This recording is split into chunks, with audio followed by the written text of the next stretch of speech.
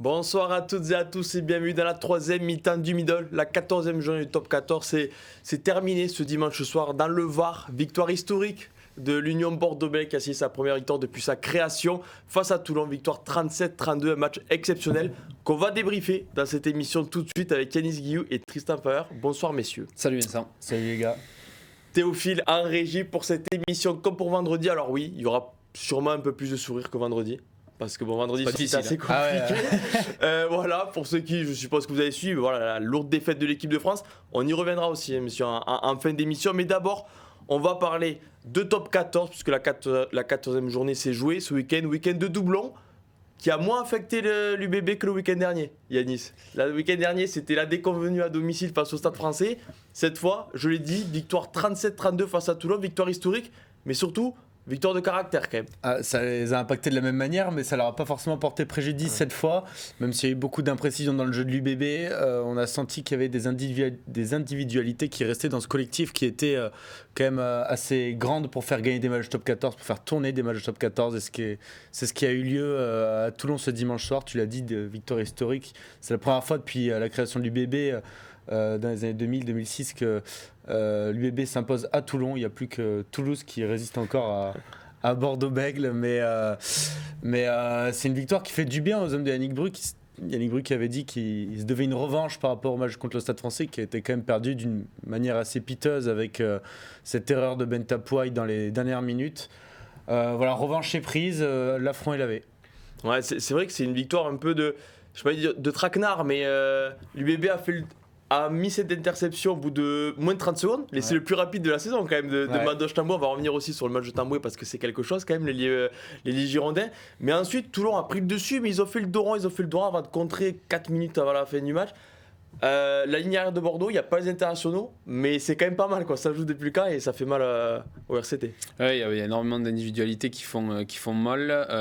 On en parle de Tamboué, aussi l'entrée de deux porteurs. Enfin, on la sent pas véritablement impactée. Elle a perdu quasiment, elle est décimée quasiment derrière. Et malgré ça, les mecs qui sont là, qui les remplacent, sont au niveau, même plus qu'au niveau. Alors oui, c'est pas des Penaud, c'est pas des Jalibert, tout ce qu'on veut, mais même si Garcia fait un début de match un peu délicat, il se rattrape. Voilà, il y a des mecs qui font la diff à Bordeaux. Et voilà, c'est sur des matchs comme ça que tu reconnais les grands joueurs aussi.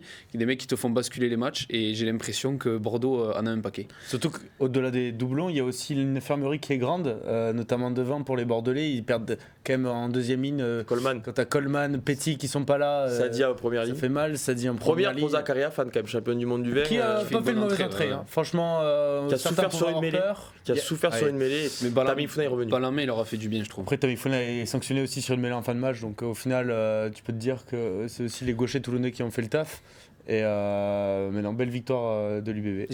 Franchement, sincèrement, j'ai pas senti Toulon serein à n'importe quel moment du match. Et j'ai jamais, à l'inverse, on n'a jamais trop senti l'UBB. Ouais, mais à la limite, ils sont à l'extérieur, donc tu te dis, bon, au pire, ils font un coup. Après, mais là, franchement, je me suis jamais dit Toulon.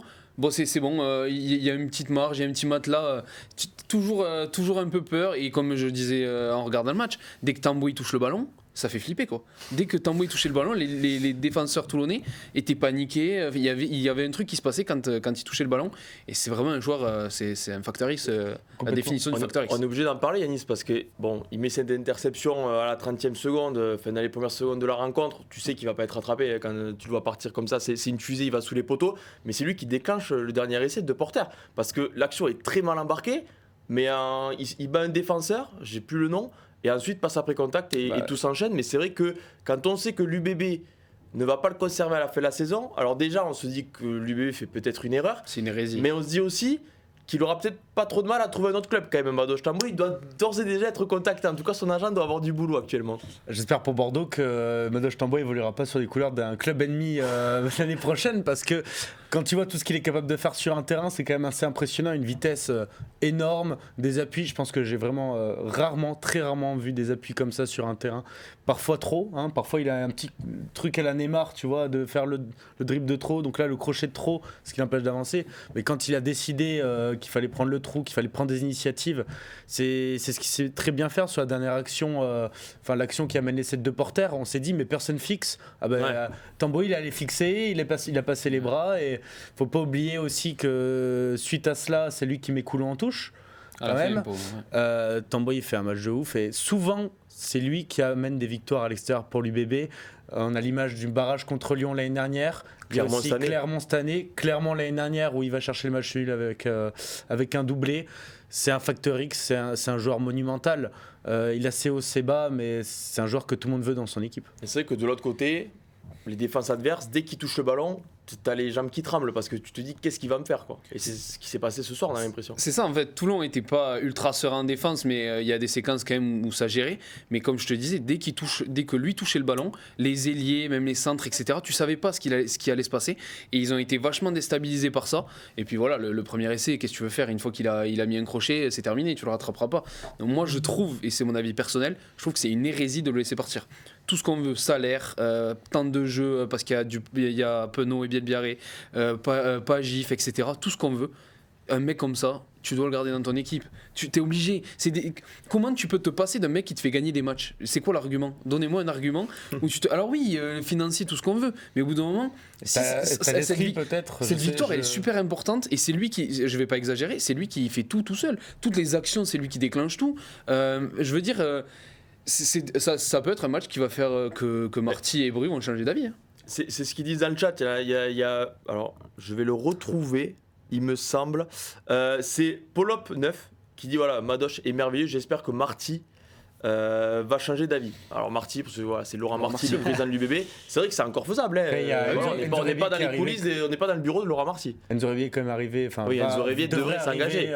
Qui lui est jeune et GIF. Parce qu'on sait qu'aujourd'hui les GIF. Il y a Maël Moustin qui a fait sa première la semaine dernière sous les couleurs de l'UBB. Il y a quand même de quoi faire au poste d'ailier, sachant que Huberty a été replacé cette saison à l'aile et a donné satisfaction. Bon, sur le match là, forcément il a pu se faire la comparaison avec Tamboué, mais il y a des facteurs qui font que Tamboué peut être amené à ne pas être conservé. Mais ça, c'est dans le cycle courant de tous les clubs. Et Bordeaux l'a fait par le passé en ne retenant pas Seteni, en ne retenant pas Benlam, qui étaient des joueurs qui performaient très bien avec l'UBB, mais qui ont aussi eu des inconstances. Ce qu'a Madoche Tamboué aussi, parce que même s'il fait gagner des matchs, on peut pas dire qu'il est tous les matchs à fond. Et donc c'est ça qui fait que Madoche Tamboué aujourd'hui n'est pas conservé. Bon, ok, en tout cas on verra dans les prochaines semaines l'avenir de Madoche Tamboué, parce que c'est vrai Après, on dit il n'est pas conservé. Il est censé ne pas être conservé. Mais c'est vrai qu'il n'y a pas eu d'autres infos qui ont fuité sur le potentiel contact avec d'autres clubs, donc c'est assez flou pour l'instant son avenir. Messieurs, un mot quand même de Toulon, parce que c'est un gros coup dur. Toulon, première défaite à domicile de la saison, un match qu'ils ont quand même plus maîtrisé que... Voilà, enfin, Dany Priso le disait au micro de Canal+, on a trop fait de cadeaux, ce qui est vrai aussi, dès la première action, interception pour Bordeaux, 0-7, ils ont réagi, mais voilà, c'était un peu compliqué.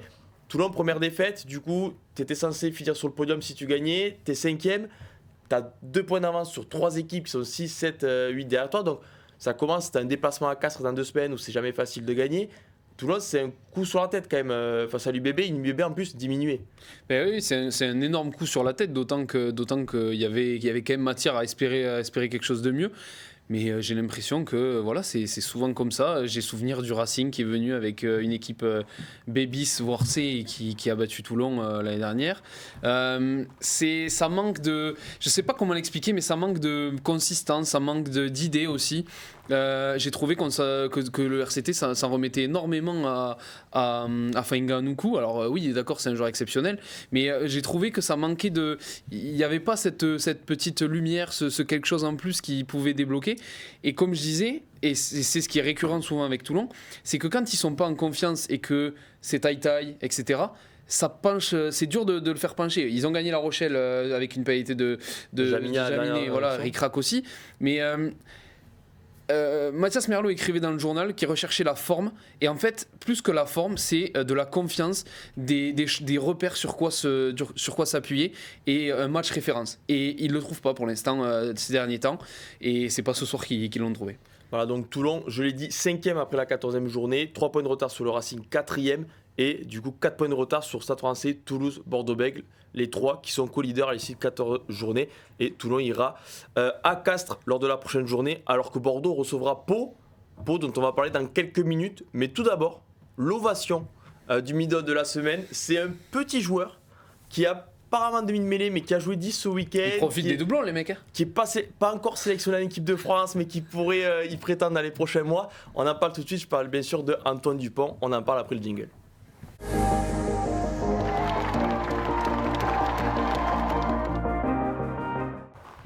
Voilà, et comme toutes les défenses, dès qu'on parle de Dupont, Yannis se repositionne parce qu'il faut être prêt à évoquer Antoine Dupont. C'est beau. Non, mais on est fort, Théophile et assez bon en régie pour ne pas le montrer. Petit réglage de siège pour Yannis Guillaume, mais il est prêt. Messieurs, Dupont en forme olympique.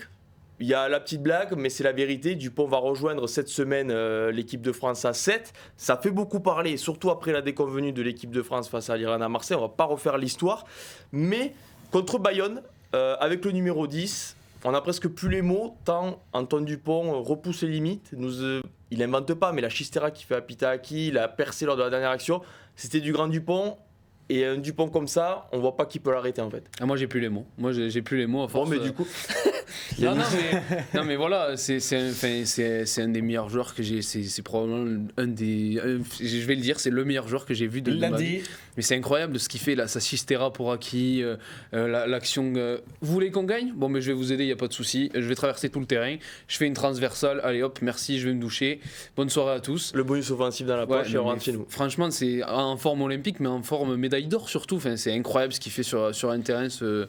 Ce garçon, je suis espanté à chaque fois et voilà, j'ai pas les mots et il est trop fort. Il est trop fort. Non, parce que en plus, pour avoir eu la chance d'être dans les tribunes, il est suivi de partout. Bien sûr, aujourd'hui, il est habitué, mais les joueurs arrivent au stade. Il y a la grosse lumière de Canal+, qui est à 1 cm de son visage. Voilà, tout le monde marche, sauf lui qui est obligé d'éviter un peu tout le monde. Il est sur toutes les caméras. Il est attendu surtout en ce moment, vu le contexte. Mais le mec, il arrive déjà au début du match. Il maîtrise comme s'il a joué 10 toute sa vie. Genre pas le geste de trop, des passes. Et puis au bout d'un moment, un ballon tombé, je finis au milieu des poteaux. Ensuite, 50 secondes plus tard, coup de pied, il trouve la touche. Bayonne perd la touche, il récupère, il compte le ballon de Tibérien, il fait ce qu'il veut avec le ballon. Enfin, c'est quand même fou, rien ne l'atteint et au final c'est du plaisir pour les yeux. Et je rejoins Tristan, on est peut-être jeunes, certains diront, dans le chat je suppose que vous n'êtes pas très vieux non plus. Mais oui, c'est le plus beau joueur qu'on a jamais joué. Oui, tu dis qu'il est suivi par les caméras et tout, et surtout suivi par les joueurs sur le terrain, c'est ça qui est incroyable. Il est suivi par les défenseurs qui courent après lui. Voilà, tous les défenseurs l'attendent, il arrive quand même à donner une impression de liberté et de facilité sur le terrain qui est assez déconcertante, notamment sur la dernière action. La chistera d'Aki, je pense que c'est une chistera incroyable. Non mais il ne le regarde pas. Il ne le regarde pas. Ouais, je pense qu'il fait Aki l'appelle et puis termine. Tu me dis Aki l'appelle, il t'a vu où il fout quand même. Moi je fais une chistera même en le regardant après attendre 3 ans, je l'aimais pas comme ça. Non mais c'est ouf et en plus bon, ça crée de la compréhension pour les gens de ne pas le voir en équipe de France et ça rend la frustration d'autant plus grande de le voir performer avec Toulouse. La frustration, je pense qu'on l'a tous de toute façon après le match contre l'Irlande. Mais quel joueur. Et c'est là que tu vois qu'il manque à l'équipe de France. Dupont, il manque à l'équipe de France. Sans lui, est-ce que ça aurait été différent vendredi ? Oui, sûrement. Est-ce qu'on aurait gagné ? Je sais pas. Ça aurait été différent. Oui, pour ça, avec Dupont sur le terrain, c'est toujours différent. Comme disait Alexandre Roumat à la fin du match, on est coéquipier, mais on est surtout spectateur. Et Arthur Retière disait que quand Dupont prend le ballon, si t'es un peu malin, mets-toi derrière lui parce qu'à tout moment, le 2 contre 1, il est pour toi. Il faut le suivre aussi. Hein. Oui, il faut le suivre. Bon, quand même. Si t'es malin, tu peux le suivre. Non, on parle souvent de collectif dans le rugby, etc. T'as beau me dire ce que tu veux, oui, il y a du collectif, mais quand t'as ce genre de mec dans ton équipe, ça change absolument tout. Et ça change tout par ce qu'il fait, mais ça change aussi le regard qu'ont les adversaires. Ils mettent beaucoup plus de concentration sur lui, donc il délaisse d'autres mecs. Typiquement, voilà, ce qu'il a fait sur Aki. C'est vraiment c'est un game changer. C'est le mec qui te change un match à lui tout seul. Alors, je dis pas, et je veux surtout pas dire ça, qu'il aurait changé tout le match contre l'Irlande. Mais ça aurait pu changer beaucoup de choses. Il aurait pu déclencher. J'ai rien contre Maxime Lucu, mais il aurait pu. Maxime Lucu a peut-être moins centralisé la défense que ce qu'il aurait pu faire. Oui, donc c'est le genre de mec qui te change des matchs, qui te font gagner des matchs. Et moi, c'est le plus beau joueur que j'ai vu de rugbystiquement. Autant quand tu passes à l'adversaire, mais aussi ses coéquipiers. Quand tu as Dupont à côté de toi, tu es forcément plus en confiance que quand tu as un autre demi-mêlée. C'est le meilleur joueur du monde. Donc forcément, quand tu sais que c'est ton capitaine, que tu l'as dans le vestiaire et qu'il a le même maillot que toi, je suppose que en termes de confiance, déjà quand tu rentres sur le terrain, t'es serein et tu te dis bon, on a Dupont, on va aller à la guerre. Et du coup, quand tu l'as pas, c'est le sens inverse. On a vu ce qui s'est passé vendredi soir. je te rejoins aussi. On ne dit pas que la France va gagner, repris le bonus offensif contre l'Irlande et grosse fête, mais on ne peut pas dire que ça va rien changer, c'est impossible. Ça, dire ça, c'est mentir. Aujourd'hui, sur un terrain comme ça, là, tu vois 7 joueurs de l'équipe adverse arrêter Antoine Dupont. Mais alors peut-être aux Jeux Olympiques là. Peut-être oui. Qui arrête Antoine Dupont? Mais peut-être que oui, mais ça créera forcément encore plus de décalage. Moi, Antoine Dupont là, je le vois exploser toutes les actions au JO en fait. Et même s'il explose pas, mais ça juste créera il va traverser le terrain sur chaque action. Bah oui, non mais après, je comprends. Nous, enfin. Non mais il est jamais fait de 7, mais à 15 il traverse le terrain, comment à 7 il peut ne pas traverser. Marjorie Mayence qui a joué énormément à 7, qui a joué aussi à 15, a dit j'ai aucun doute sur sa capacité à être bon au rugby à 7. Parce que on nous dira tout le temps, oui, mais il y a des 15 qui sont venus, qui ont floppé, Brian Abana, Sonny Bill Williams, tout ça. Enfin, si vous voulez, c'est peut-être pas totalement le même style. Regardez Joshua Tuisova qui est arrivé au Seven en 3 jours, qui a mis 2 crampons à Paris et qui a joué avec les Fidji. Il a mis des culs à tout le monde et il a mis des essais à tous les matchs. Et puis voilà, le mec, quand tu mixes puissance et vitesse et intelligence de jeu au Seven, t'as quand même beaucoup de choses et je pense pas que ce soit dénigrer la discipline que de dire qu'il faut ça. Tous les grands joueurs de Seven ont ça, donc surtout en vrai quand on soit Dupont, il a un profil Seven. Ah bah oui, il a un profil Seven de ouf. Mais sûr que oui. Mais de toute manière, on dirait que c'est fait pour lui. Normalement, vous inquiétez pas, le 26 février, il est à Los Angeles avec l'équipe de France à 7. On va voir. Donc on va voir. C'est là qu'on va voir. Oui. Et c'est pas à Vancouver? C'est Vancouver et Los Angeles. J'ai pas idée de dire de bêtises, mais il me semble que c'est Los Angeles avant. Ah. Okay. C'est le 26 février et le 2 mars. Je vais vérifier, allez. Non, mais franchement, c'est le genre de mec inarrêtable. Franchement, à 7, et d'autant que ses capacités physiques vont l'aider, mais il fera jouer après lui. Le 7, au bout d'un moment, tu vas mettre 2 mecs sur lui, mais il y aura un espace. Et défensivement, en plus, il a des mains de ouf. Il peut faire une chistera de 80 mètres pour 80 mètres, toujours plus. De 10 mètres pour son coéquipier. Défensivement, en 1 contre 1. Ça va être très très dur à le passer aussi. Il n'y a pas que l'attaque. Ouais. Au bout d'un moment, quand. J'ai du mal à voir comment aujourd'hui un mec de 7 peut arrêter Dupont. En 1 contre 1, ça va être dur. Tu avais raison, c'est Los Angeles avant. C'est Vancouver avant, pardon. Je peux y arriver, je suis têtu. Non, mais c'est Vancouver et puis Los Angeles. En tout cas, il fait les 2 étapes en 1 semaine. Donc on a hâte de le voir aussi parce qu'il défend la France. Donc on se dit déjà, l'équipe de France galère un peu cette année, on peut le dire. 8ème à peu près. Donc à voir s'il passe le cap des quarts de finale. Il va nous faire saliver. Juste pour les JO, puisqu'on est quand même amateur de sport et qu'on a envie de voir l'équipe de France 7 performer comme jamais aux JO. Et là, on va voir ce que ça va donner Antoine Dupont au JO. Moi, je suis en train de penser que si tu mets ce mec en 10 dans n'importe quelle autre équipe de top 14, c'est. Non, mais moi, je suis en train de me dire, en 9, Toulouse a peut-être pas les armes pour avoir un 9. Bon, il n'y aura pas de 9 aussi fort, oui, mais en 10, il est encore plus à l'aise, il a encore plus de liberté. Mais à l'arrière, il a plus à la pile, hein. Non, mais je trouve qu'il a plus de liberté en 10 du coup. Ouais, après attention, tu vois, un match. Il était en 10 à Castres aussi et il avait loupé complètement son match. Il s'était fait avoir en défense. Tu vois, Poplin qui était un 10 plus habitué, il avait fait une fin de passe, il s'était concentré sur Kokadji. Poplin, il a fini quasiment sous les poteaux, tu vois. Donc là, contre Bayern, il a régalé. Je le rejoins, c'est que il y a beaucoup de matchs dans beaucoup d'équipes où tu le mets en 10, il est quand même très très bon. Mais sûr que oui. Camille Lopez, il disait tu peux le mettre où tu veux derrière, il sera bon. Et je suis quasi sûr que c'est vrai. Ce serait du gâchis de le mettre à l'aile. Ah, ça dépend, écoute. Bon, vivement le Sevens en tout cas. C'est Penaud qui veut pas qu'on le mette à l'aile. Non. Il a trop de ballons, il marque trop. Il dit non, laissez-le à 9 à 10, ça me va très bien. Bon, messieurs, on va passer à une autre équipe. Alors là, moins de sourires quand même, moins de performances, moins de résultats positifs pour la section paloise. C'est le John Bunker, on en parle tout de suite. 4e défaite de suite en championnat pour les Palois contre le Castres Olympique. On en parle tout de suite.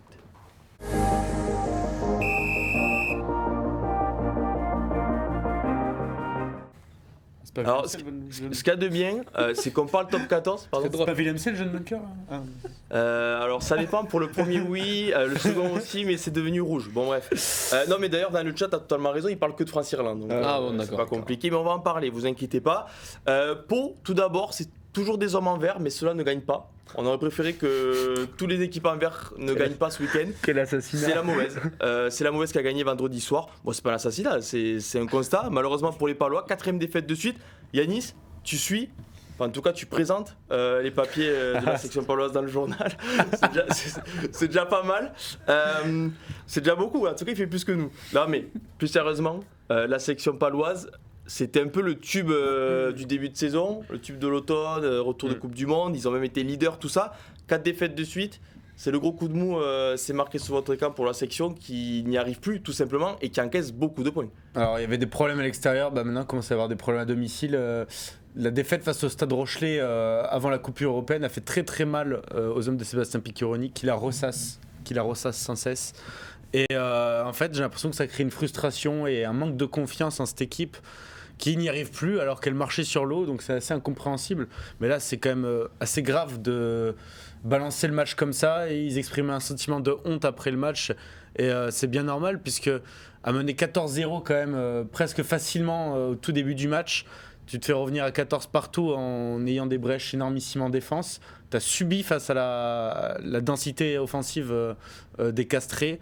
Et malgré le score qui était en faveur des Palois en seconde période, ils s'étaient détachés grâce notamment au pied de Joe Simons.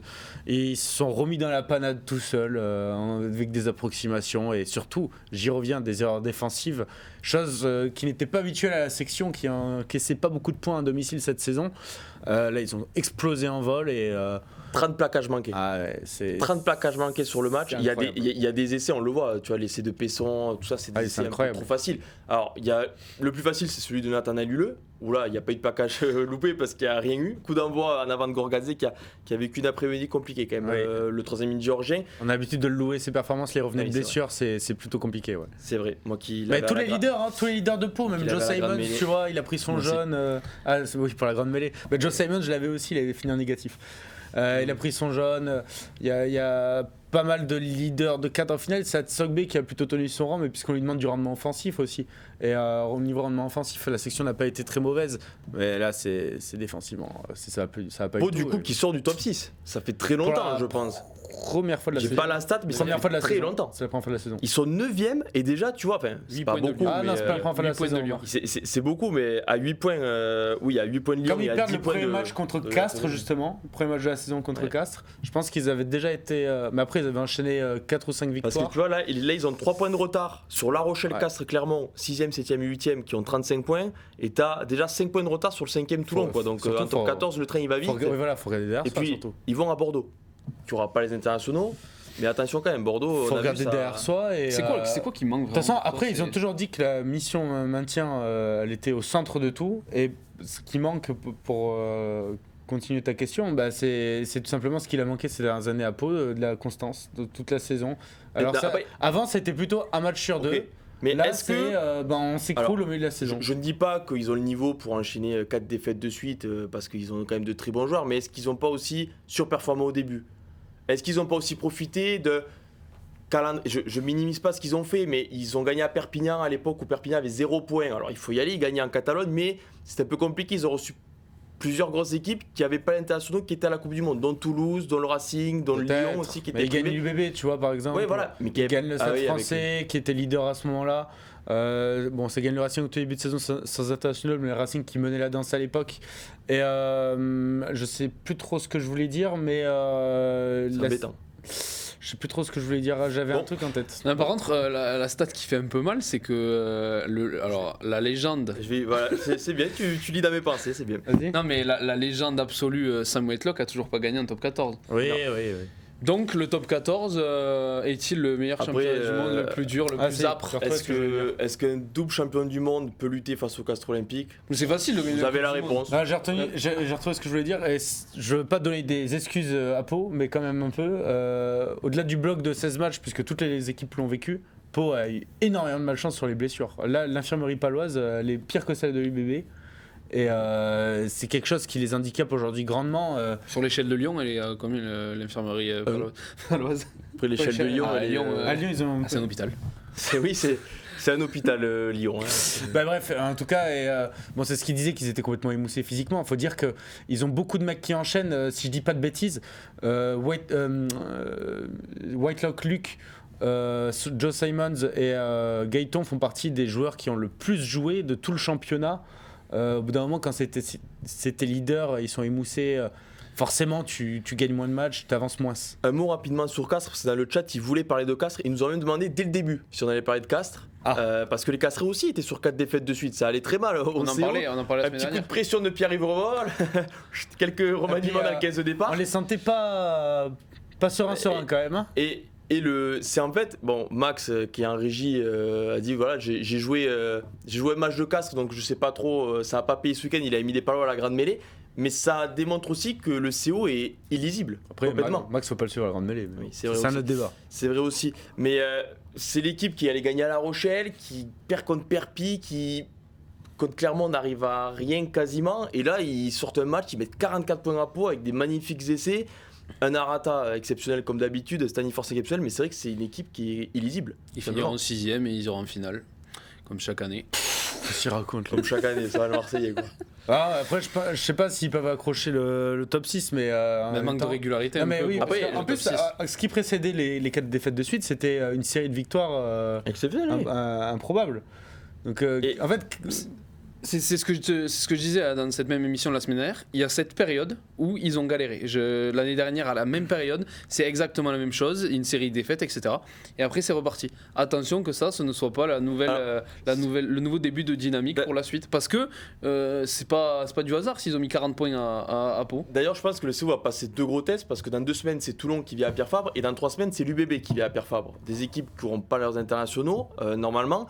Donc, ça donne toujours des gros matchs en plus. Ouais, voilà, mais tu te dis que si le CO gagne ces 2 matchs, tu vois le classement, ils seront pas loin du podium parce que devant, il va falloir vraiment assumer pour rester devant le CO. Donc, tu vois, ils sont encore en embuscade et c'est vrai que ça risque de les faire regretter un peu les matchs contre Clermont qui sont à 2 doigts de gagner et Perpignan qui perdent à la 82e minute. Quoi. Donc, le CO, ils doivent un peu se.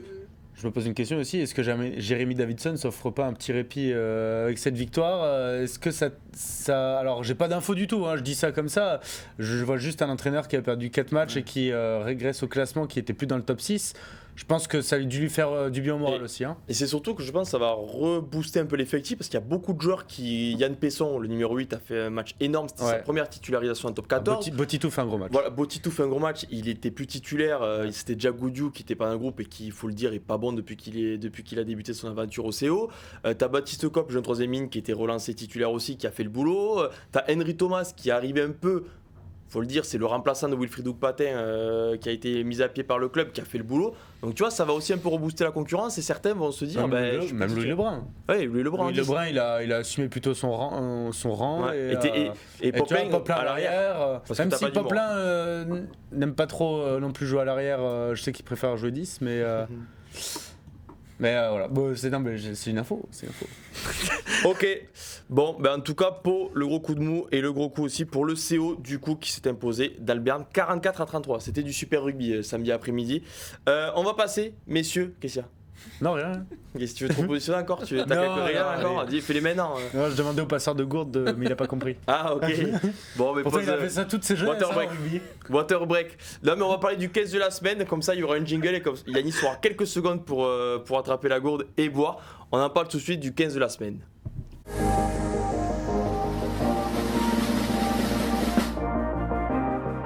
Sauf. Voilà, donc Théophile ne met pas la caméra ici, totalement, voilà, Yannis Guillou. Non mais voilà, messieurs, le 15 de la semaine, comme d'habitude, on va s'arrêter un peu sur 3 joueurs, mais pas vraiment cette fois, surtout une équipe, tout d'abord parce qu'il y a Oviedo, le 3ème ligne, et Louis Dupichot, les Perpignanais qui font partie du 15 de la semaine de cette 14e journée du Midi Olympique, mais ça va nous permettre de parler de manière un peu large de Perpignan. Dans la course pour le maintien, c'est la très grosse affaire du week-end. Quand même, l'USAP, 5 points face au leader Racingman. C'est pas rien. Défaite d'Oyonnax contre le Stade français à la maison. Défaite de Lyon. Défaite de Montpellier. Oyonnax après un point défensif, mais Lyon et Montpellier ont pris 0 points. Du coup, le Perpignan se retrouve 11e avec 4 points d'avance sur Oyonnax en position de barragiste et 6 points d'avance sur la 14e position. C'est le très gros coup et on a envie de dire que vu le jeu qu'ils proposent, ils méritent que ça, l'USAP en ce moment. C'est mérité, ils ont un jeu fait de prise d'initiative mais aussi de puissance devant, comme l'essai de Ruiz qui a fait débat mais qui pour nous était valable. L'USAP a puni le Racing tout simplement, notamment grâce à Louis Dupichot qui s'est rappelé au bon souvenir de ses années en ciel et blanc. Comme quoi, croiser ses ex, c'est jamais bon. Croiser ses ex, c'est jamais bon, c'est vrai.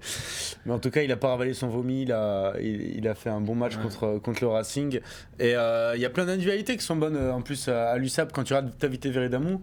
Ouais. C'est juste phénoménal ce qu'il fait. Il a enchaîné les passes après contact et les grosses percussions. Jacobus Vontonder fait aussi un bon match. Et puis t'as l'impression que c'est souvent qu'ils font des bons matchs comme ça, en fait, ces mecs. Et même sans Pozzolo Tulagi, qui est quand même leur fer de lance malgré son jeune âge, l'USAP arrive à proposer des choses, à avancer. Et elle progresse au fur et à mesure de la saison, alors que rappelez-vous, au début de la saison, comme on faisait un sang d'encre pour eux, puisqu'on s'est dit, mais en fait, l'USAP, ils vont encore galérer, parce qu'ils ont fait 2 fois les barrages sur les 2 dernières années, là on s'est dit, bon, 14e, ils vont rentrer à la piole et finir en Pro E2. Et au final, la réaction, peut-être la confiance aussi d'Azema qui a réussi à mettre son jeu en place, à le mettre dans la tête des mecs. C'est totalement mérité de voir l'USAP gagner ses matchs et progresser au classement aujourd'hui. Ouais, parce que tu as surtout l'impression qu'il a trouvé son équipe type, Azema. Et en plus, tu l'as dit, tu as parlé de Tulagi, mais ils n'avaient pas aussi Thomas Wallan, l'habituel arrière, Ciccarelli aussi, pilier droit, qui sont au tournoi destination, donc c'est pas rien. Mais il a trouvé son équipe. Et tu vois, tu as des mecs comme Faaso, qui est le remplaçant idéal, tu vois, il a son caisse de départ et il sait que lui il le rentre à la 50e minute de jeu et souvent ça fait la différence, donc il a construit un petit truc qui fonctionne très bien et on est clairement enthousiaste pour la suite. Il fallait gagner, surtout, c'est très très bien qu'ils aient gagné. On est enthousiaste pour la suite, oui, parce que en fait, si on regarde le contenu, évidemment qu'on est enthousiaste. Maintenant, le calendrier fait un peu flipper. Ils vont passer des tests. Voilà, c'est ça. Mais il fallait gagner. Enfin, faut pas minimiser du tout. C'est une victoire de prestige qui se sont offerts là. C'est très très bien. Maintenant, voilà, il faudra essayer de résister contre les très gros qui arrivent. Là, il y a le Stade Français. Plus tard, il y a Toulouse.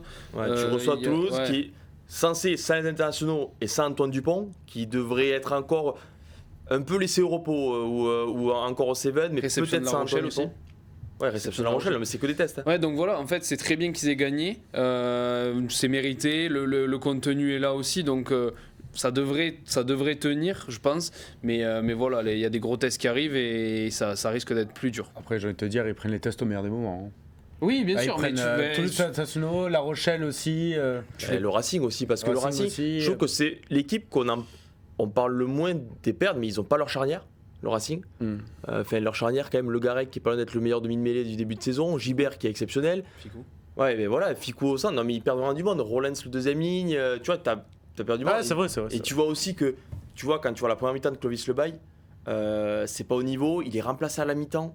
Tu vois, il re-rentre à la fin, mais presque je crois qu'il y a un blessé ou autre, mais tu vois que la sortie à la mi-temps, c'est un peu une punition. Donc c'est que le Racing n'a pas forcément une profondeur d'effectif énorme pour de la charnière qui coûte cher au final, parce que tu peux pas. Ils n'ont pas Graou. Mais Lian n'est pas mauvais, tu vois, mais c'est juste que c'est des mecs qui n'ont pas trop d'expérience au final. Ouais, qui n'ont pas l'habitude de jouer ensemble aussi. Et ça porte préjudice au Racing. Et le Racing, on peut regarder le début de match. Racing, ils roulent sur Perpignan au début de match, ils n'arrivent pas à marquer. Il y a un moment, il y a un problème mental aussi. L'efficacité de mental. Puisqu'ils sont leaders du top 14. Ils étaient leaders du top 14. Quand tu es leader du top 14, tu vas à Perpignan qui joue le maintien. Si tu es sur les 100 mètres de Perpignan pendant un quart d'heure, tu dois marquer au moins un essai. Tu dois pas prendre des pénalités, au final prendre un essai de Louis Dupichot qui est en scène chez toi. À un moment, il y a un peu d'humiliation aussi. Ok, et le Racing qui reçoit Montpellier, donc ils ont une réception quand même importante, et aussi pour Montpellier qui est toujours 14e. Alors certes, Montpellier, grâce à quelques victoires, est revenu, ils sont à 4 points de Lyon, 12e, donc un exploit au Racing, il sortirait possiblement de la zone rouge. Mais c'est vrai que la réception de Montpellier est importante pour le Racing, parce que sinon ça va devenir un peu compliqué. Et on parlait beaucoup de Bordeaux, de Toulouse, mais les doublons vont être compliqués à assumer aussi du côté du Racing, sauf si bien sûr un joueur comme Antoine Gibert est relâché, mais son côté polyvalent en équipe de France, je pense qu'il va rester réserviste. Malheureusement pour le Racing, malheureusement ou heureusement pour lui, je sais pas, mais je pense que Nolan Le Garec il le après, il y a quelque chose à souligner, c'est que dans 2 semaines, il n'y a pas l'équipe de France qui joue. Un joueur comme Antoine Gibert pourra jouer sûrement. Il ne sera pas protégé. Tu risques de protéger Nolan Le Garec, mais je pense qu'Antoine Gibert, comme des mecs comme Esteban Abadi, ou même Nicolas Deporter qui a pu jouer, mais qui a pas pu jouer la semaine dernière, c'est des mecs qui pourront jouer normalement. Autre case du 15 de la semaine, c'est Sekou Makalou. Sekou Makalou en forme internationale. Oh. Après Dupont en forme olympique, on a Makalou en forme internationale parce que c'est vrai que c'est un joueur qui n'est pas dans le groupe de l'équipe de France, qui n'est pas appelé quand on ne sait pas, il y a eu peut-être qu'il ne correspond pas à l'intensité combattue. Ouais, peut-être, je sais pas. Petite boutade de Tristan. Non, mais forcément, c'est que Makalou a eu sa chance en équipe de France et a plutôt tout le temps fait des matchs corrects avec l'équipe de France, peut-être mis à part lors de la Coupe du Monde. Non mais je rigole à moitié en vrai. Makalou aujourd'hui n'est plus dans les plans. Alors je sais pas pourquoi, je sais pas quelle. Non mais je rigole à moitié quand je disais. Peut-être qu'il y a du monde en troisième ligne aussi, même malgré sa polyvalence. Peut-être qu'il fallait aussi qu'il se réimpose comme un cadre au Stade Français, chose qu'il a moins fait quand même ces derniers temps. Et qu'il a fait ce week-end à Oyo.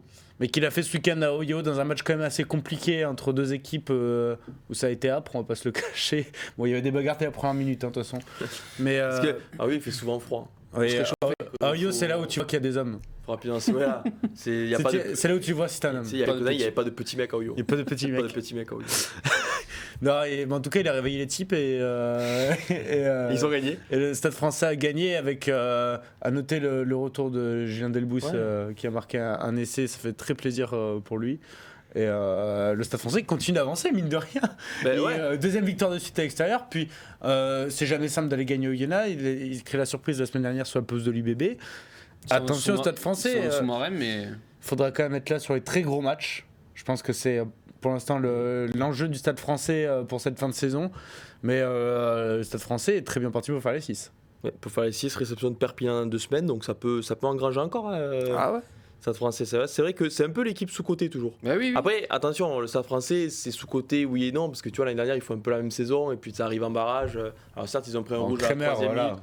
Ouais, mais bon, voilà, ça arrive en barrage, ça saute à la maison, donc c'est un peu compliqué. Mais tu te dis, s'ils gagnent en barrage, est-ce qu'ils prennent pas de Toulouse énervant en demi? Tu sais que s'ils avaient gagné le barrage, la demi et la finale. Et ils étaient champions. Ah ouais, ça se joue à non, mais je pense que dans tous les cas, en demi, ça serait fait dévorer par tous. Bon, bref. Non, moi, pour revenir sur Macalou, franchement, c'est un joueur que j'aimerais bien. Tu vois, alors là, on en revient, ça n'a rien à voir, mais c'est un mec que j'adorerais voir à 7. Ah bah oui. Vraiment, c'est le joueur que j'adorerais voir avec Dupont, ça régalerait tellement. Il a des cannes de fou. Mais vraiment, je pense que l'intensité combattue, je pense que j'en rigolais, mais je pense que c'est tellement le mantra de Galtier que du coup, il correspond pas.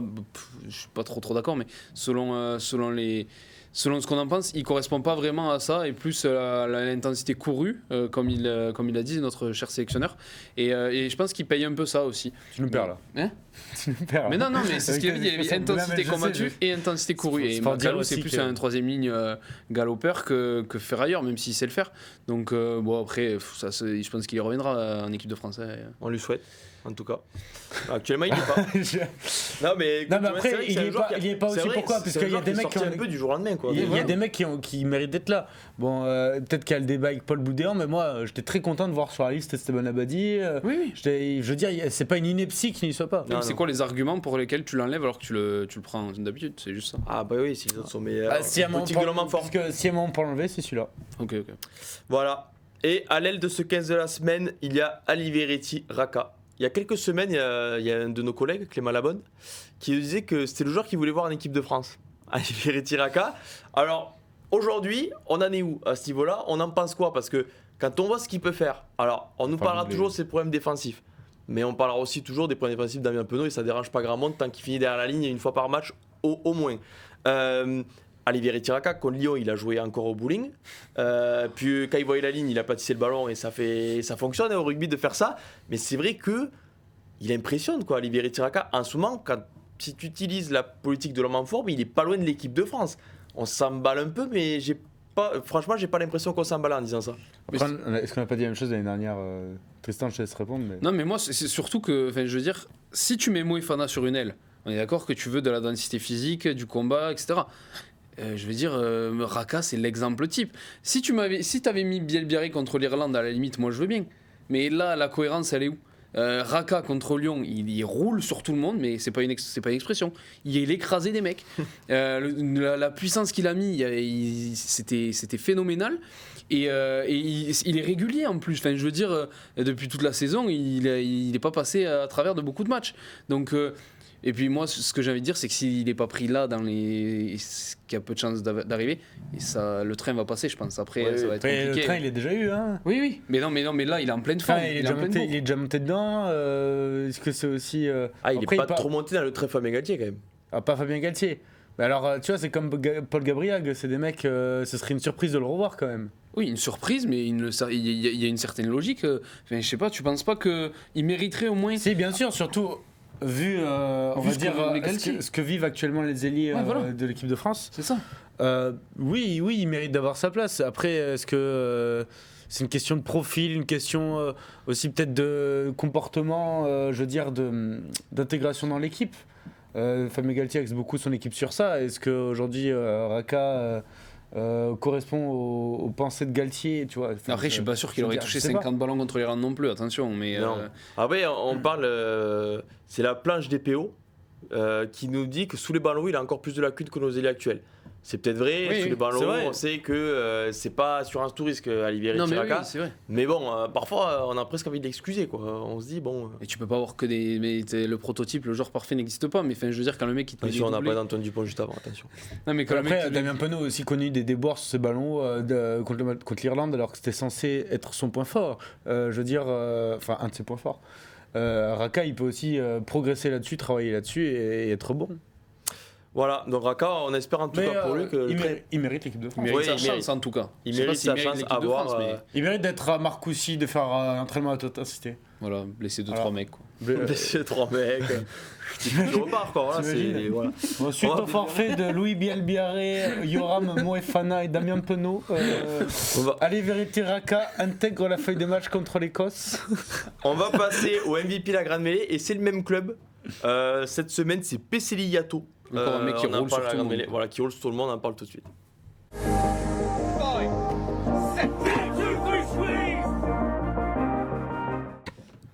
Voilà, Peseli Yato, 74,9 points. C'est pas trop mal, quand même, pour la Grande Mêlée. Bon, qui ne l'avait pas, c'est plutôt ça qu'il faut dire. Et Raka, 73,5. 73,5 Raka, tu vois, j'avais Jurand aussi. Pour ceux qui étaient là samedi matin, on a mis Joris Jurand capitaine. J'avoue que j'ai vibré sur l'essai de Joris Jurand, mais au final, ça n'a pas été le choix le plus payant. Ça allait, franchement, ça 28,5 Joris Jurand, il a marqué. Non, mais. Peseli Yato, 2 essais bien évidemment, 4 plaquages cassés, 8 plaquages et 8 courses. Un match pas classique, trop mal. Quoi. Un match classique pour Peseli Yato qui, personnellement, est le joueur qui quasiment physiquement m'impressionne le plus quand il est à 100%. Tu te dis, c'est. Inarrêtable. C'est incontrôlable quand il est en pleine possession de ses moyens et qu'il est lancé sur 15 mètres. C'est un des mecs qui est le plus. Il est athlétique, il est rapide, il est surpuissant. Ce que j'adore chez lui, alors oui, il y a ça, mais ce que j'adore chez lui, c'est sa dextérité avec le ballon. Il est capable de faire des gestes de fou avec un physique à la Skelton. Enfin, j'adore ce joueur. C'est un joueur fantasque et en même temps percutant, en même temps efficace. C'est dommage qu'il soit pas trop souvent à 100% parce que c'est le genre de joueur qu'on aimerait voir à 100% tout le temps, sauf quand on joue contre lui forcément. Mais non, moi c'est valeur sur la Grande Mêlée, valeur sur top 14 quand il est là, et je pense que Russ doit être bien content de l'avoir dans son équipe. Ce que tu dis, c'est tout le sens de la fameuse phrase de Christophe Furios, muscle ton jeu Peseli. C'est qu'il y a un moment, il le cherchait trop, Stofflod. Il y a un moment, il cherchait trop à jouer un peu n'importe comment, à faire son jeu presque entre guillemets à la fidjienne. Et il y a un moment, il fallait qu'il rentre dans des gars et qu'il avance et qu'il aille marquer des essais. Et c'est ça qu'il fait maintenant. Puisqu'il a eu quand même un gros trou d'air, Peseli Yato, on n'en parle pas assez. Il était déjà monstrueux il y a quelques années. Il était souvent blessé. Et il a eu des gros trous d'air, des gros trous de motivation aussi. Son comportement, je pense qu'il n'a pas tout le temps été nickel, notamment avec la sélection fidjienne. Il n'a pas joué à la Coupe du Monde. Il est quand même rentré cet été dans la compréhension générale. On n'a pas encore le vrai du faux, mais voilà. C'est juste une histoire de mental, Yato, je pense. Et c'est vraiment un mec qui, quand il est concentré sur l'objectif à 100%, il peut rouler sur des mecs, comme tu dis. Il peut marquer des essais et c'est lui aussi un game changer. C'est lui aussi un leader du paquet d'avant de l'ASM dans tous les secteurs du jeu. Même en touche, il fait 3 mètres, donc il va te choper du ballon. Tu l'envoies au ras des rucks, tu l'envoies au large, il te fait avancer dans tous les cas. Il est méga polyvalent aussi, deuxième ligne. Ouais, deuxième ligne. C'est hyper important, c'est des mecs hyper importants sur ça, quoi. C'est des mecs qu'il te faut. Impressionnant, franchement. C'est des mecs qu'il te faut et clairement pris pour qu'ils continuent à être à 100%. Et on parle de Raka, on parle de Yato, ce sont 2 hommes qui aident clairement à performer en ce moment, clairement qui est dans les 6 quand même, à l'issue de cette 4e journée. Qui a perdu à domicile la semaine dernière, mais bon. Qui qui a gagné à l'extérieur, c'est vrai. Qui a gagné à l'extérieur. C'était presque ça, après. Victoire à domicile, au final, défaite à domicile, ça passe de victoire à l'extérieur. Non, mais voilà, clairement, qu'il est dans les 6, et qu'on a l'impression qu'ils ont enfin trouvé la bonne carburation. Et clairement, qu'il ira à Bayonne lors de la prochaine journée. Gros test à Jean Daugé, quand même. Autant pour les ballonnés que pour les Clermontois. Ça peut être pas mal. Un joueur dont on n'a pas parlé, parce que voilà, c'est pas le joueur à la grande mêlée, mais Anthony Bello revient très bien aussi. Hier, il fait un super match. Et voilà, ça fait. Bello, c'est un joueur, je pense que c'est un joueur qui marche vachement à la confiance. Et après, il a un pack qui avance, il a une équipe qui roule aussi. Mais franchement, hier, il fait un super match. Et ça fait plaisir de le voir revenir à ce niveau. Il y a plein de joueurs sous-côté d'ailleurs. Quand tu as Fainga, Jurand. Jurand, il fait un super match aussi. Avant de passer à la case équipe de France, parce qu'il ne parle que de ça dans le chat, je réponds quand même à une question de Bartigan4. D'ailleurs, Yatou, vous voulez pas le mettre 3ème ligne sur le jeu. Alors, on s'excuse, mais l'année dernière, il jouait surtout 2ème ligne. Cheat code, explique-leur. Et en fait, on ne peut pas le changer pendant la saison. Il y a des ligues fermées où il y a des joueurs qui ont investi sur PC Yato en 2ème ligne, donc on ne peut pas le passer en 3ème ligne. Si quelqu'un demain se retrouve sans 2ème ligne et sans joueur disponible sur le marché, c'est pas correct. Il finira la saison de 2ème ligne. Profitez-en parce que un 2ème ligne qui met des doublés et qui traverse le terrain, il n'y en a pas beaucoup. Donc mettez-le et puis au moins ça fait des heureux. Et on le changera la saison prochaine si il reste 3ème ligne. Voilà, c'était pour la réponse. Mais on y arrive à parler, on est forcément obligé quand même d'en parler. On est quand même ouverture du tournoi. À parler de l'équipe de France, dans les oreilles du middle, avec notamment Maxime Lucu qui devrait être reconduit contre l'Écosse. C'est une grosse information compo, on en parle tout de suite.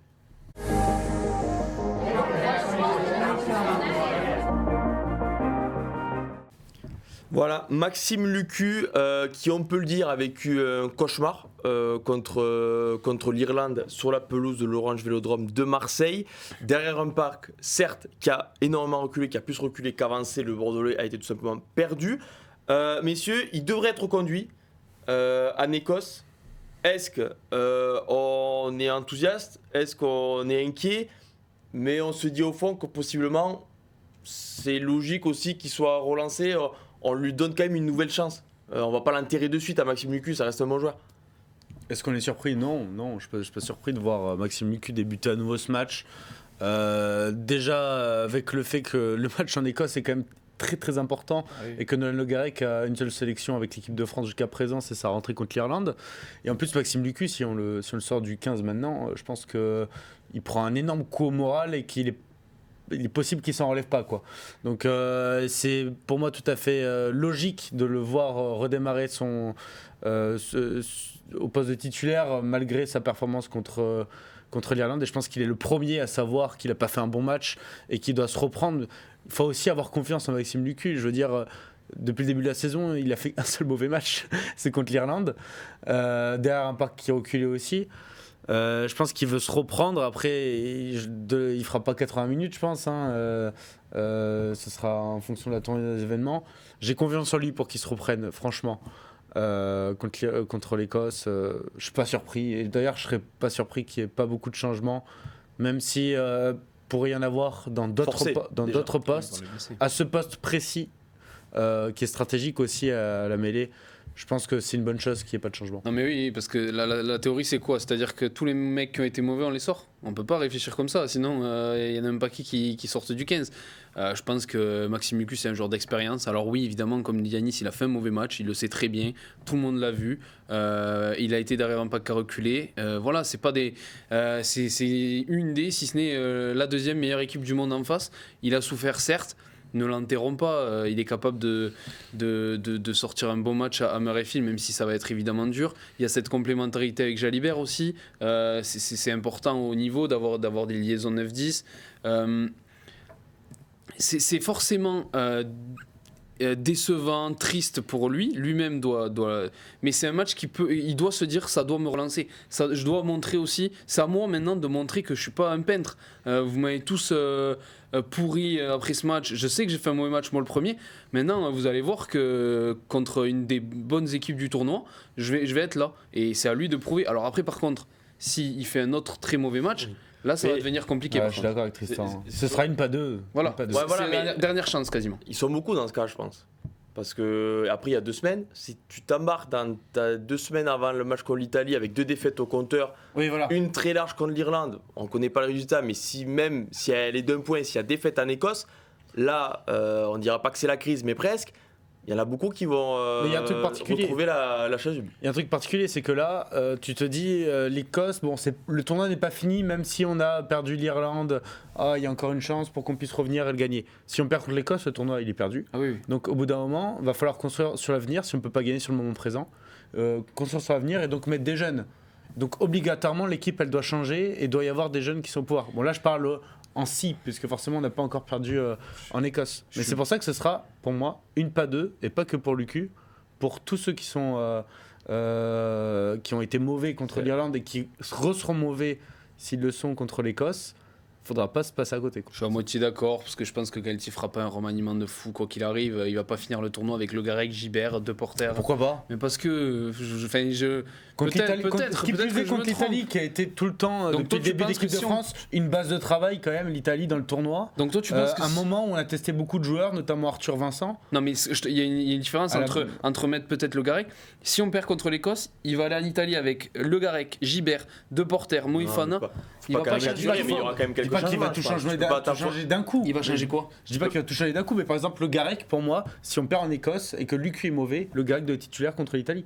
Et pareil pour Ficou ou Danty. Si Danty est mauvais, alors bon, là tu peux voir avec Moefana en fonction, mais si un des deux est mauvais centre, lance un De Porter ou lance un Gaëtan.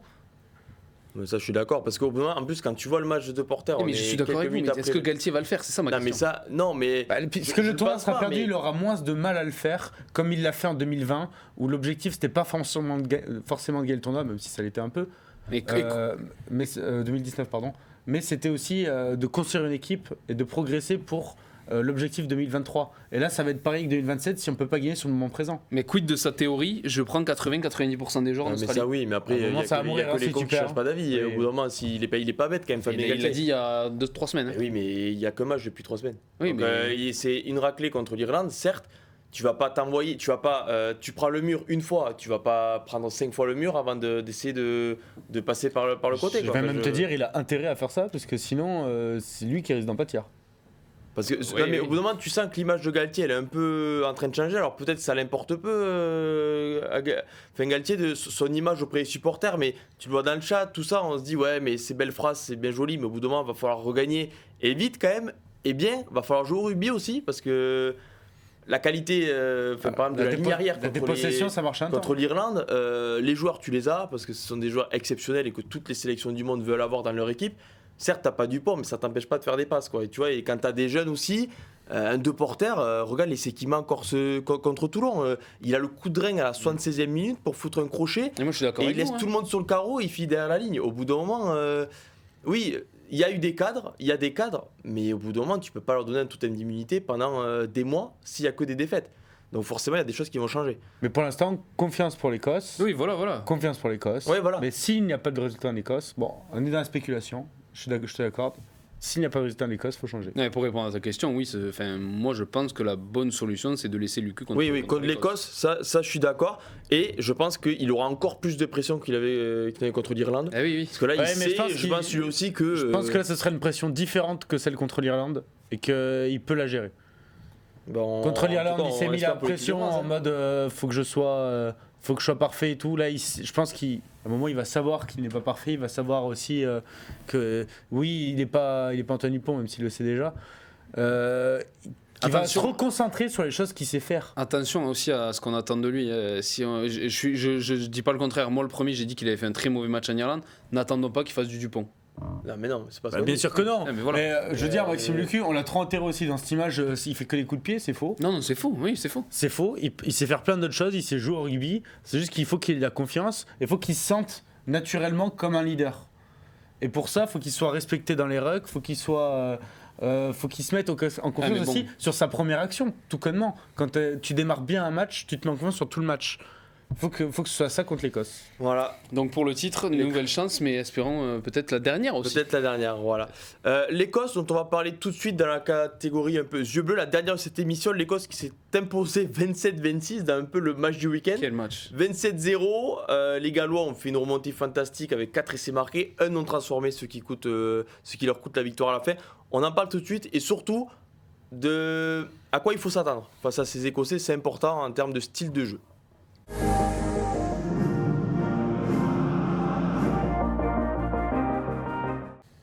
Alors, les Bleus ont bu la tasse à Marseille, notamment dans les rucks, par un pack irlandais qui n'a quasiment pas d'égal sur la planète, peut-être mis à part celui, le Sud-Africain champion du monde. Les Écossais, c'est pas la même. C'est moins Danse. Voilà, c'est moins dense devant, mais ça joue beaucoup plus, on a l'impression. En 10, il y a le petit fou, le Lionel Messi du rugby, faut-il le rappeler, Phil Russell, qu'on connaît bien en top 14, qu'on connaît pour son irrégularité, peut-être, mais qu'on connaît surtout pour son talent et ses actions qui peuvent tout déclencher, ses coups d'éclat. À quoi il faut s'attendre face à cette équipe d'Écosse? Beaucoup plus de jeux, du coup beaucoup plus de rythme aussi possiblement à Murrayfield. Ouais, je pense que ça va être complètement différent de ce qu'on a pu voir au Vélodrome. Ça va être beaucoup moins dur physiquement. Ça va l'être aussi, je pense. Mais moi, j'attends plus un match ouvert. Alors, est-ce que ça va pas profiter aux Bleus? Faut que ce soit les vrais bleus, les bleus qu'on a l'habitude de voir et pas ceux qui étaient aussi sevrés de ballon à l'Orange Vélodrome mais qui n'avaient pas de ballon, qui n'ont rien pu proposer véritablement. Mais derrière, moi j'avoue que je suis quand même inquiet au vu de ce que propose l'Écosse, des joueurs qu'il y a, des profils différents aussi.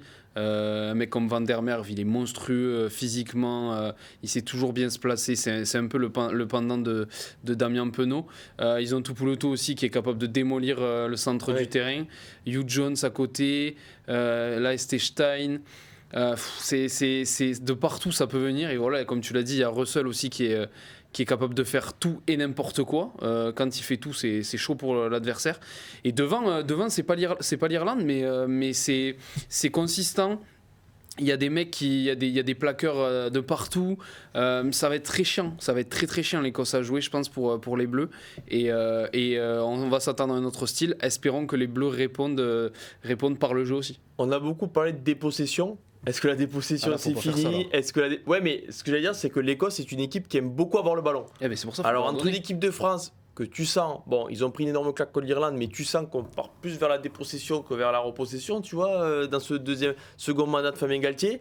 Est-ce que, voilà, justement, il ne faut pas garder le ballon et ne pas laisser ces follets que tu as cités, là, les Van der Merwe, Kyle Stein. Alors, ils seront privés de Blair Kinghorn. Le Toulousain, ça peut rassurer un peu, mais bon, c'est pas trop mal quand même, l'arrière.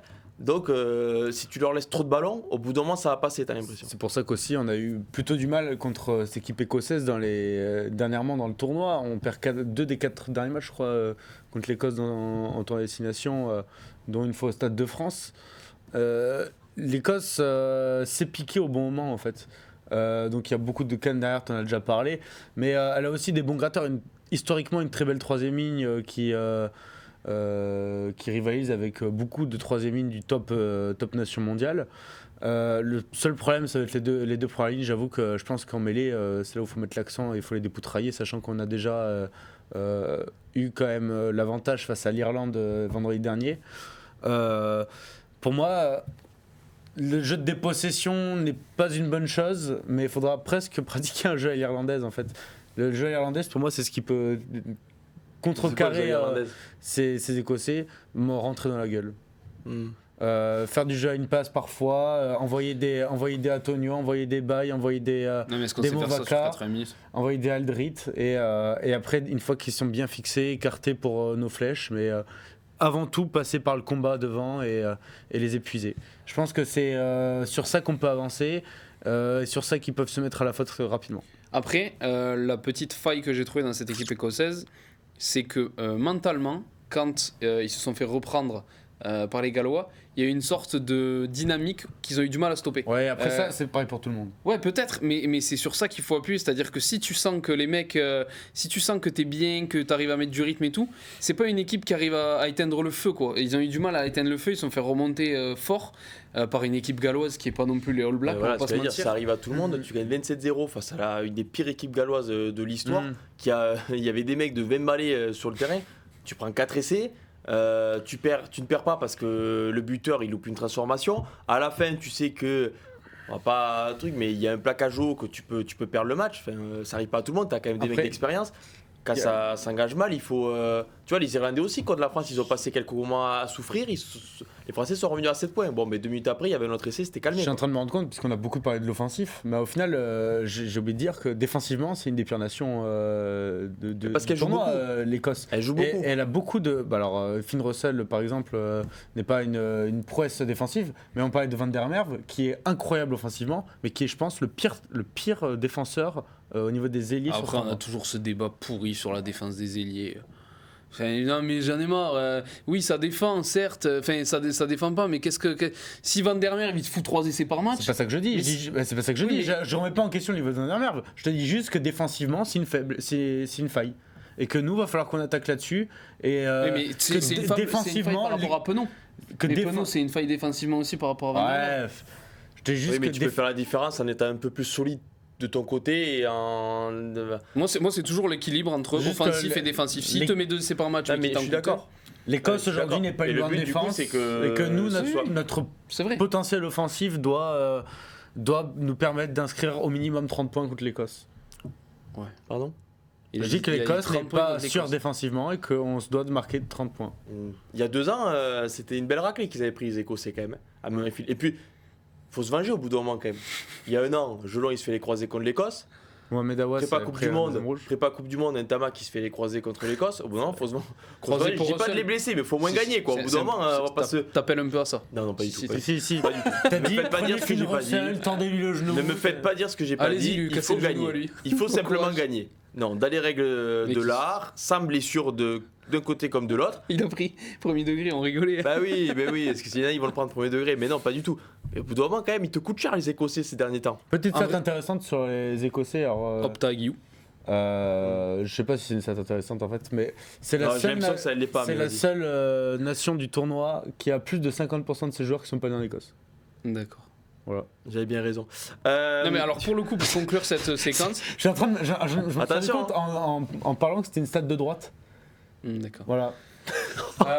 Juste pour conclure sur cette séquence, moi je pense qu'on peut s'attendre à un très beau match. Ça risque d'envoyer du jeu et ça va être moins fermé, même si c'était un très beau match si on regardait le match à Dublin. À Dublin, ouais. Mais moi je m'attends à un beau match et j'espère que ça en sera un et que surtout les Bleus vont se relever. Ce sera à 15h15 samedi. C'est le premier match de la deuxième journée en plus du tournoi. Ensuite suivra Angleterre-Pays de Galles. Et du coup il y a un match exceptionnel dimanche aussi quand même. Préparez-vous, Irlande-Italie, ça risque d'être... Non ? Vous n'avez pas l'air emballé. Mais si, mais il risque d'y avoir beaucoup. Non, parce qu'il n'y a pas de top 14 le week-end prochain, donc le week-end il risque d'être long quand t'es passionné de rugby. Surtout après les Bleus d'entrée, bon. Non, mais on va avoir une belle. Mais l'Italie d'ailleurs qui est pas. Non, je taquine. Voilà. Je taquine. Après de là aller voir gagner en Irlande. Non, mais oui. Le match contre l'Angleterre, je pense que l'Italie, s'ils font pas exprès de le perdre, ils gagnent. Ouais, ok. T'as pas une stat sur l'Italie, non ? Ils sont tous dans l'Italie, ils sont tous dans la Rome, je crois. Les deux frères Garbici qui ont joué ensemble. Bon, il avait déjà fait en Coupe du Monde contre l'Uruguay. Mais... Il y a une stat sur tout, le mec.